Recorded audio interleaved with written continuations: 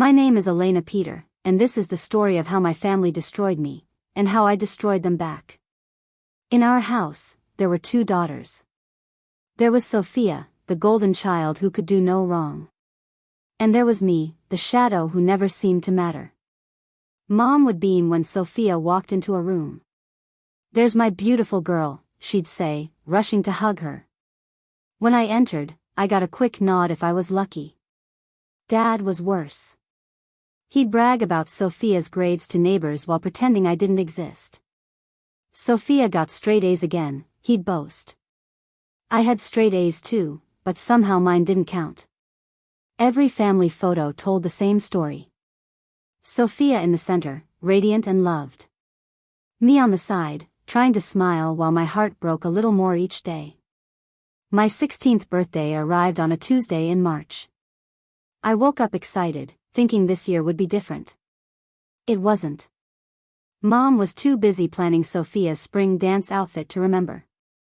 Dad was at work, as usual. When I mentioned it was my birthday, Mom looked surprised. "Oh. Right. Happy birthday, honey," she said, not even looking up from Sophia's dress. No cake. No presents. No celebration. 2 weeks later, Sophia's half-birthday became a huge event. Mom threw a surprise party with 30 friends, a chocolate fountain, and a DJ. Sophia got a new laptop, designer clothes, and jewelry. I watched from my bedroom window as my sister laughed with friends in our backyard.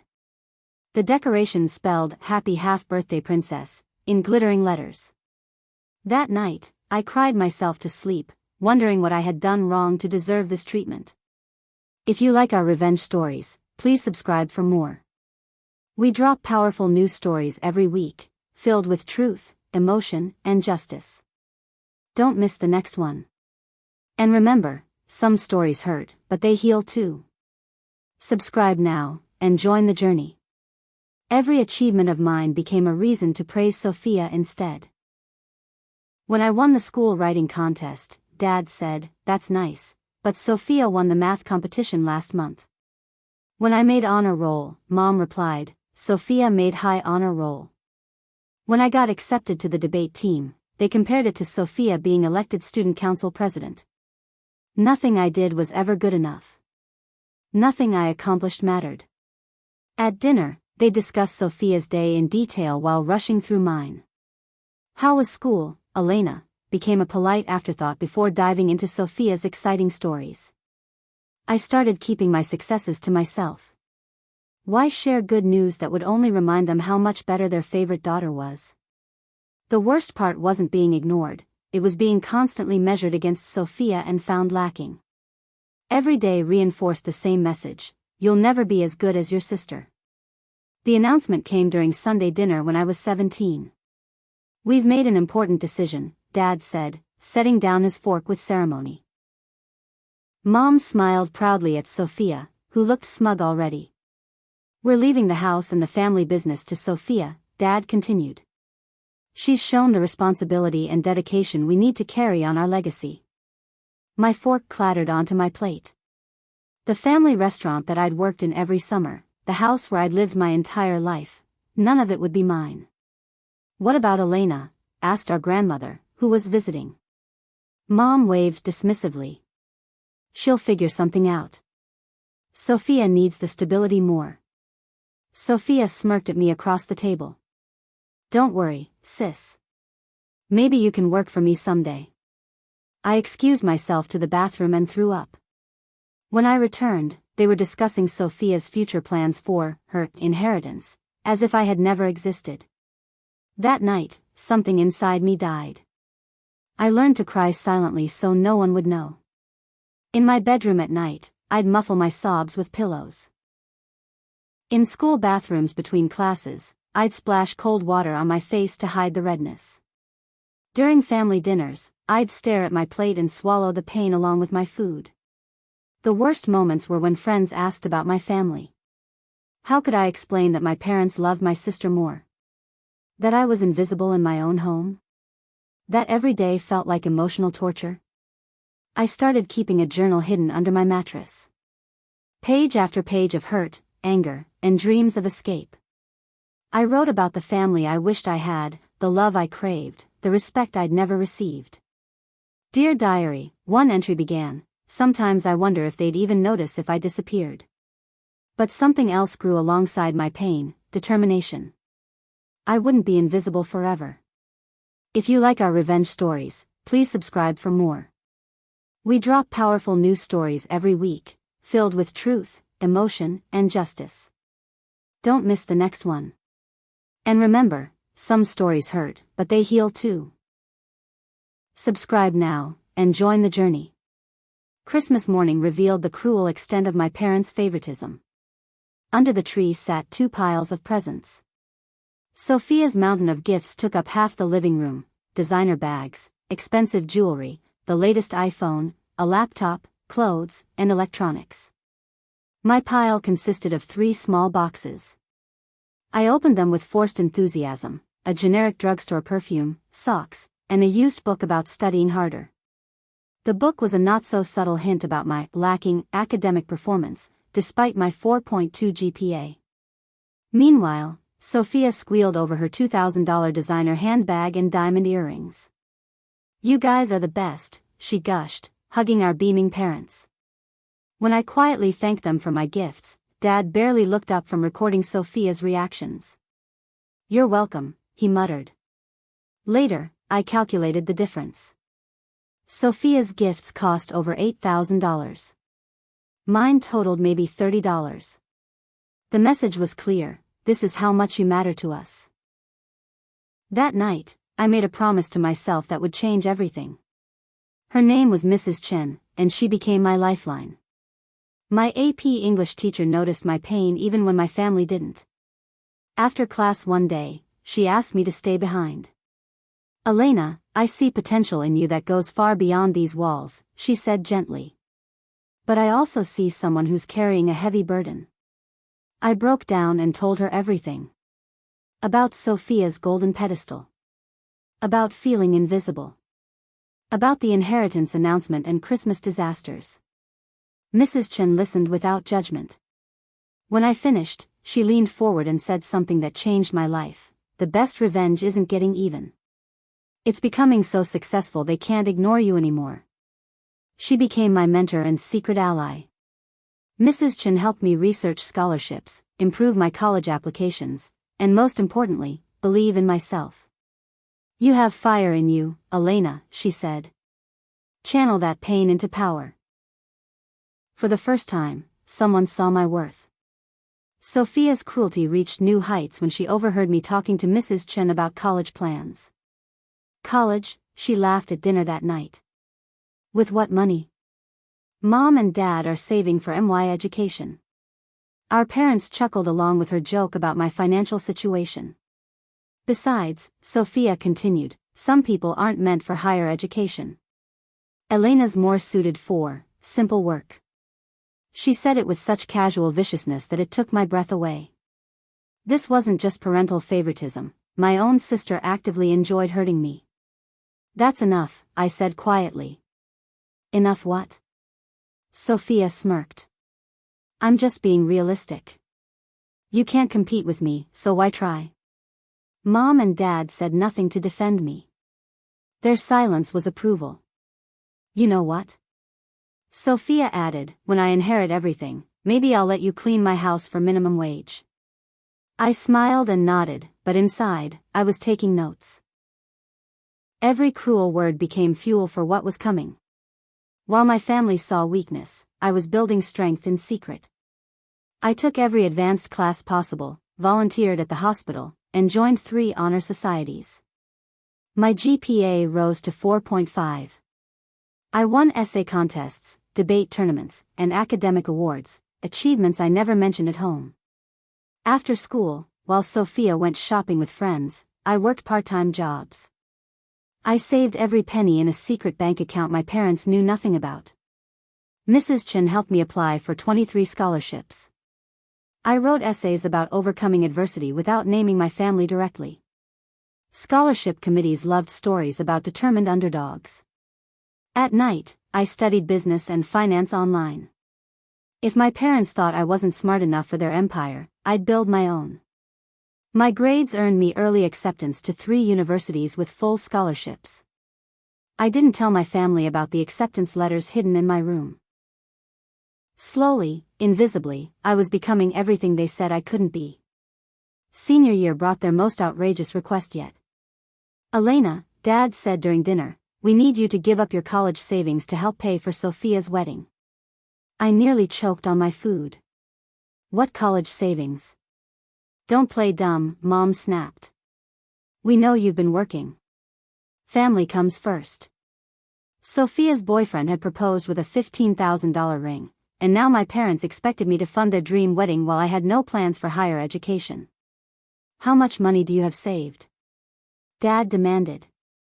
I lied smoothly. "About $3,000. "Perfect. That'll cover the flowers and music." They expected me to hand over money I'd earned through months of hard work while they spent thousands spoiling Sophia. The entitlement was breathtaking. "I need that money for my future," I protested weakly. "Your future is helping this family," Mom replied coldly. "Sophia's happiness is more important than your selfish dreams." I agreed to think about it, knowing I'd never give them a penny. I heard them talking in the kitchen late one night, their voices carrying upstairs to where I pretended to sleep. "Do you think we're being too hard on Elena?" Mom asked. Dad laughed bitterly. "She's not our investment. Sophia is our legacy. Elena was an accident." My heart stopped. "We put all our love and resources into Sophia because she's worth it," Dad continued. "Elena will figure out life on her own. We don't owe her anything." "She's getting too uppity about college," Mom agreed. "Good thing we're not paying for it. Let her work minimum wage forever, that's all she's good for." They discussed my life like I was a disappointment they tolerated out of obligation. Not their daughter. Not someone they loved. Just a burden they endured while pouring everything into their precious Sophia. I lay in bed, tears flowing silently, as my parents confirmed my worst fears. That night, my transformation from victim to victor began. I stared at my reflection in the bathroom mirror, my eyes red from crying but filled with new determination. No more tears. No more begging for love that would never come. No more hoping they'd suddenly see my worth. I was done being their victim. Mrs. Chen was right, the best revenge was success they couldn't ignore. But I wanted more than success. I wanted justice. My parents had chosen their favorite daughter and written me off as worthless. They expected me to fail, to need their help, to remain small and grateful for scraps. Instead, I would become everything they thought I couldn't be. I would succeed beyond their wildest dreams while they watched helplessly. And when I held all the power they denied me, when I had everything they'd given to Sophia instead, I would remember every cruel word, every comparison, every moment they made me feel worthless. The scared, invisible Elena was dead. What rose from her ashes was someone they would learn to fear. My transformation happened in shadows while my family remained clueless. I accepted the full scholarship to State University's business program, the same school where Dad had graduated. I would walk the same halls where he'd built connections I wasn't deemed worthy to inherit. Using my secret savings, I invested in online courses about real estate, finance, and marketing. While Sophia spent evenings posting selfies, I spent mine learning skills that would make me untouchable. Mrs. Chen introduced me to her husband, a successful lawyer who became my informal mentor. He taught me about contracts, property law, and business negotiations over coffee meetings my family never knew about. I researched my parents' restaurant business extensively, memorizing their competitors, profit margins, and weak points. Knowledge was power, and I was collecting it like weapons. Most importantly, I kept smiling at family dinners, pretending nothing had changed. Let them think I was still their doormat daughter while I built my empire in secret. Sophia's engagement party was a $30,000 extravaganza that revealed just how far my parents would go for their favorite. The country club ballroom sparkled with crystal chandeliers and white roses. Sophia wore a $5,000 designer dress while posing for professional photographers our parents had hired. I wore a dress from Target that I'd bought with my own money. No one mentioned how beautiful I looked, because I was just the help. Mom assigned me to greet guests and manage the gift table, essentially making me work at my sister's party. Meanwhile, Sophia held court like a princess while Dad gave speeches about his remarkable daughter. The guest list included business partners, city council members, and wealthy families. People I should have been introduced to as their other daughter were only told about Sophia's achievements. Elena's just shy, Mom explained when someone asked about me. She's not as social as Sophia. I smiled and played my role perfectly, all while memorizing every important person in that room for future reference. The humiliation came at Sophia's bridal shower, held at our house with 50 guests.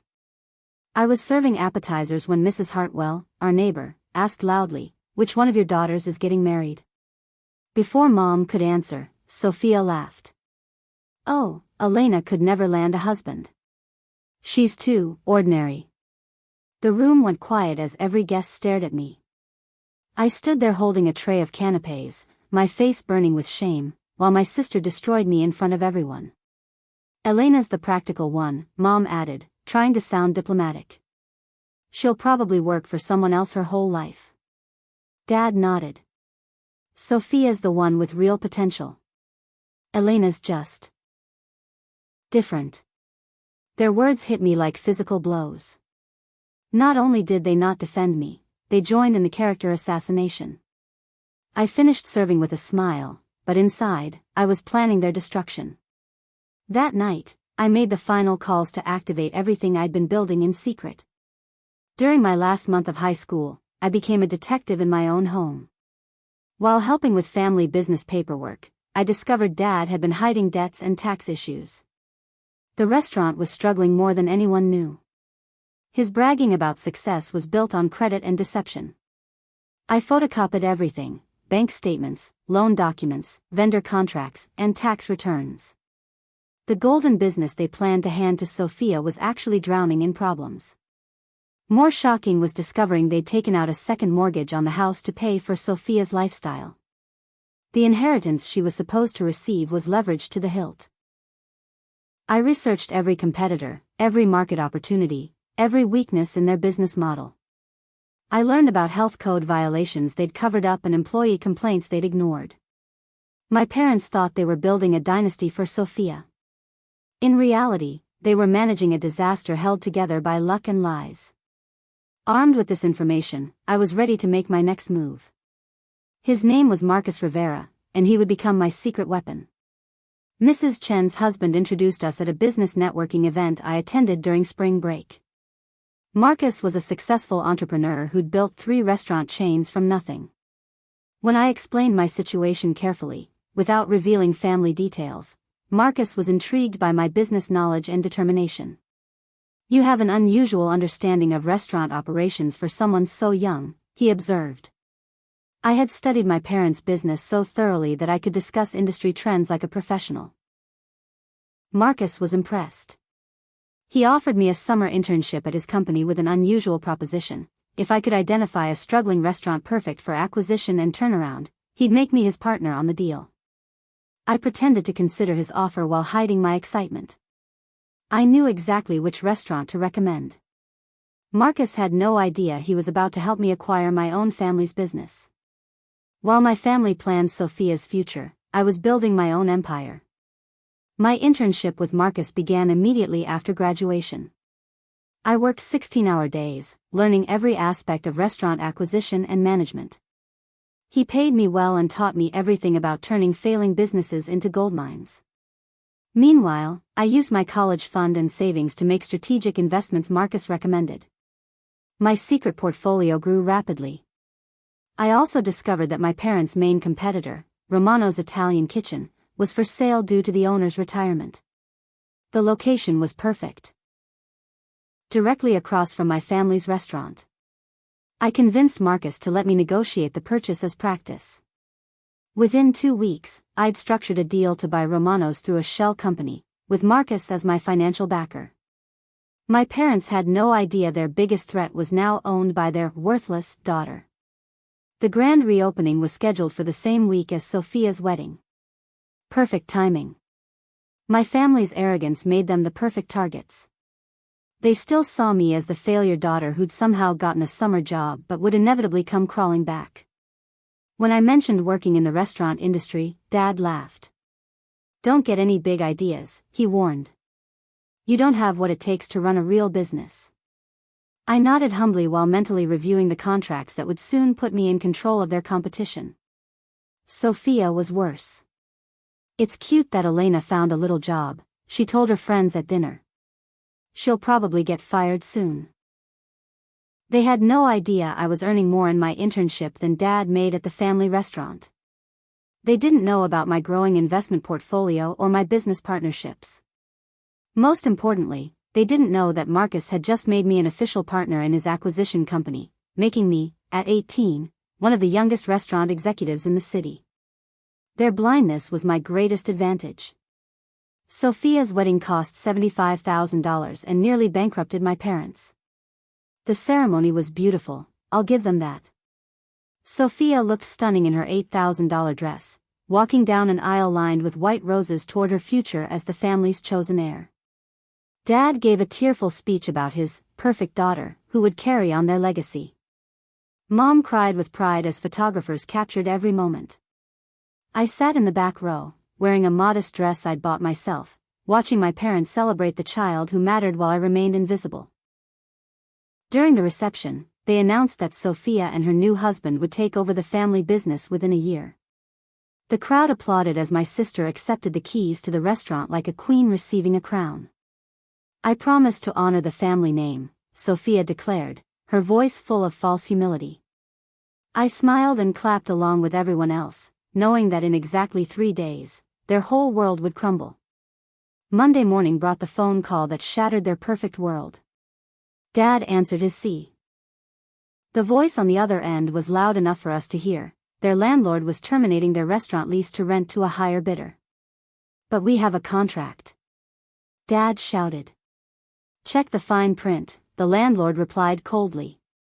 "There's a clause that allows termination if another tenant offers double rent. My new tenant is paying twice what you do." Sophia looked confused. Mom started crying. Dad hung up and slumped in his chair. "Who could afford double rent?" Mom whispered. I stood up calmly and pulled out a folder of documents. "I can," I said, placing the contracts on the table. Their faces went through shock, confusion, and finally understanding as they read the papers. Their worthless daughter now owned their competition and had outbid them for their own location. "Elena?" Dad's voice cracked. "What did you do?" The silence in our kitchen was deafening as the truth sank in. "You did this?" Sophia's voice was barely a whisper, her face pale with disbelief. I nodded calmly. "I own Romano's now. And in 30 days, I'll own your location too. The lease you thought was secure had an escape clause you never bothered to read." Dad's hands shook as he flipped through the legal documents. "How is this possible? You're just a kid with a summer job." "I'm a business partner in Rivera Acquisitions," I replied. "We specialize in buying underperforming restaurants and turning them into successes." Mom stared at me like I was a stranger. "Where did you get this kind of money?" "Scholarships, investments, and earnings you never cared to ask about. While you planned Sophia's inheritance, I was building my own." Sophia finally found her voice. "This is insane. You can't just steal our family business." "I'm not stealing anything," I said coolly. "I'm offering to buy it. Full market value, minus outstanding debts. Of course, with your mortgage and loans, there won't be much left." The restaurant my parents had planned to give Sophia was now mine, along with all their secrets. Within a week, I'd restructured everything. The health code violations were fixed. The tax problems were resolved. The employee complaints were addressed with raises and better management. Most shocking to my family was how quickly I turned their failing business into a success. Revenue increased 40% in the first month under my management. How did you know what to do? Dad asked during one of our tense business meetings. I watched. I learned. I paid attention while you ignored me, I replied. Sophia tried working for me for exactly 3 days before quitting in tears. I can't take orders from my little sister, she sobbed. But I wasn't her little sister anymore. I was her boss, her landlord, and her family's economic lifeline. My parents were forced to rent their own house back from the bank, a transaction I helped finance through my investment company. Everything they had once owned now belonged to their worthless daughter. The begging started on a Tuesday morning. Dad arrived at my restaurant office. Yes, I had an office now, looking haggard and desperate. Elena, we need to talk. Of course, Mr. Peter, I replied professionally. Please, have a seat. He winced at my formality. You're my daughter, not my landlord. Actually, I'm both. What can I do for you today? The next hour was the sweetest revenge I could have imagined. My father, who had dismissed me my entire life, begged for mercy on rental payments, loan terms, and employment opportunities. Mom came the next day, tears streaming down her face. We're sorry, Elena. We made terrible mistakes. I appreciate the apology, I said calmly. Unfortunately, business decisions can't be based on family emotions. Sophia was last, arriving with her new husband who looked mortified by the whole situation. Please, Elena. Can't we work something out? For family? I looked at the 3 people who had made my life hell, now powerless and desperate. Family, I repeated thoughtfully. That's interesting. 1 year later, I stood in my penthouse office overlooking the city, reviewing reports from my restaurant empire. Elena Peter Acquisitions now owned 12 restaurants across 3 cities. My personal net worth exceeded anything my parents had ever dreamed of building. Dad worked as a manager in one of my locations, a job I'd given him out of pity, not obligation. Mom helped with bookkeeping part-time. They were good employees, nothing more. Sophia had moved to another state with her husband, unable to cope with working for her former victim. I sent Christmas cards but felt nothing deeper. Mrs. Chen visited regularly, proud of how far her former student had come. You channeled that pain into something remarkable, she said. I nodded, looking out at the city I was conquering one business at a time. They thought they were destroying me, I replied. Instead, they were forging me into something unstoppable. My parents had chosen Sophia over me, believing I was worthless. They never expected I'd become worth everything, and leave them with nothing but regrets. If this story moved you, don't forget to like the video, subscribe for more powerful narratives, and share your thoughts in the comments. We'd love to hear what part hit you the hardest. Thanks for watching.